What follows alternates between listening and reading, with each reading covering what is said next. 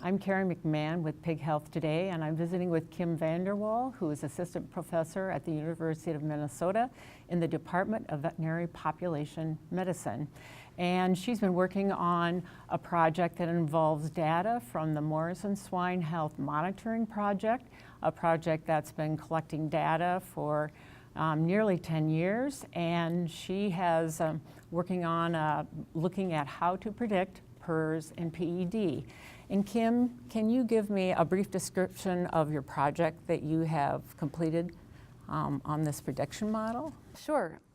So we basically are trying to use the very rich data set that has been generated by the Morrison Swine Health Monitoring Project, which we call MSHMP, to actually start saying, well, we have wonderful data now on the weekly occurrence of PRRS and PED across space, across time, across multiple areas of the country. So if we have all this information historically, can we start understanding what exact factors actually we can use to predict the risk of a farm becoming infected?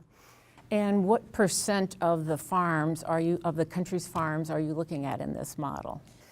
That's a great question. The Morrison Swine Health Monitoring Project includes right around 45% of the U.S. sow population.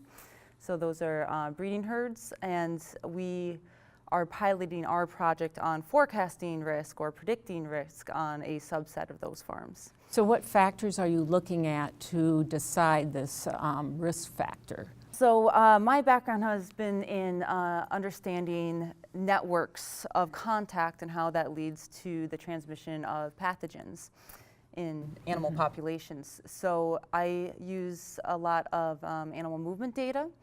So we work together with the systems, the participating companies, and many of these companies do track their pig movements, so movements of pigs from farm to farm, and we are able to put that data into our model, and we combine it with other information like the weather, the time of year, the local dynamics of who has PRRS right now, and we put all of that in the model to try to train the model to be able to predict when a break is going to occur.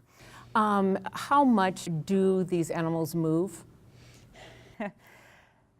It's really amazing. I came into working with the U of M swine group from a non-swine background, and I think that the general public is not aware just how many pigs are on the road every day. We work with one company that's a medium-sized company, and they're moving probably around 20 to 30,000 pigs on a regular basis. So in the course of a year, there might be 80, 100,000 movements, where a movement is a truckload of pigs moving around. So all in all, for this one company, and that's only a small fraction of the industry, that's probably about 20 million pigs on the road. And what is the implication of that to the spread of PRRS and PED? I think it's certainly true that if you're moving pigs and if you're moving sick pigs, then we're moving disease. Mm-hmm.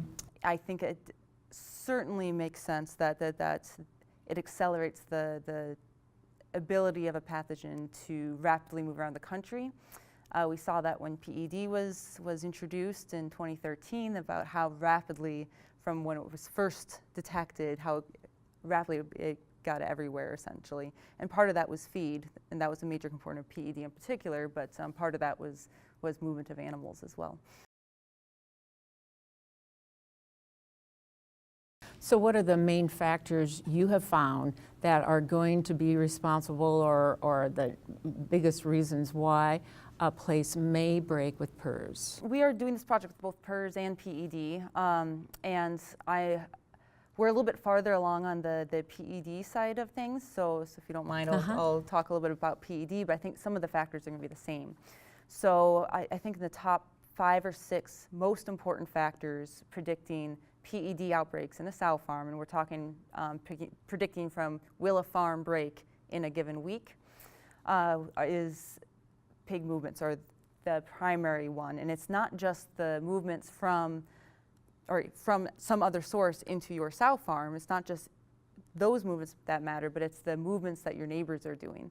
So if neighboring farms are moving in pigs, especially if those pigs are coming from positive sites, that increases the sow farm's risk. And this is something that I think vets know from the field, but I don't think we've been able to show that, at least not in a published study. And I think more importantly, if we're actually able to track that data and know when that happens, we can use that to help make these predictions about when we expect a break to occur.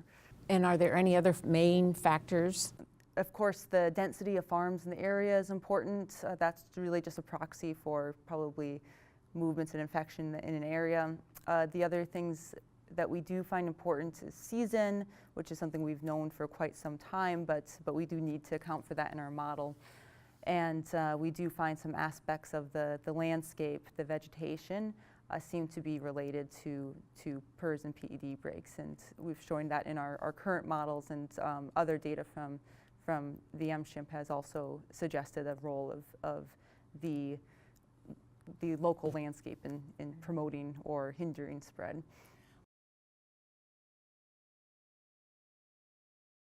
You have just started this project, but you haven't actually predicted anything. When do you think you'll be doing that, and what stage you're at right now? I know you talked about modeling. We are right now in a stage where we're using the retrospective model, or the retrospective data, to build these models. And there's inevitably hiccups in getting that off the ground. So we're, I think, more in the research phase right now. We do make predictions, but we make predictions about things that have already happened. We do that as part of our model validation. Can it predict something that we knew happened? So we're mostly at that phase. What we're finding right now is that we really need the most up-to-date movement data as possible. If our movement data is from 2 weeks ago and we're trying to make a prediction about this week, it's already too late. So we really need to figure out the system by which we can, share this data that allows for the most relevant and current data to be used for forecasting. What's a typical movement time frame? In terms of how they... Do you get it by some people from just the past week, or is it out quite a ways? Right now we haven't rolled out or trying to do this in more real time. Right now we basically ask the companies if they're willing to share with us movement data. And some of the companies say yes, some of them say, well, it's on paper, so no. But generally, most of the companies we work with are very open, and I think we try to make sure that the relationship is healthy and they're involved in the research and how we represent the data. That's really important to us. But most of the data sets that we're working on right now is retrospective. So they can, basically pull from their systems up to the current date and then transfer that data. Oh.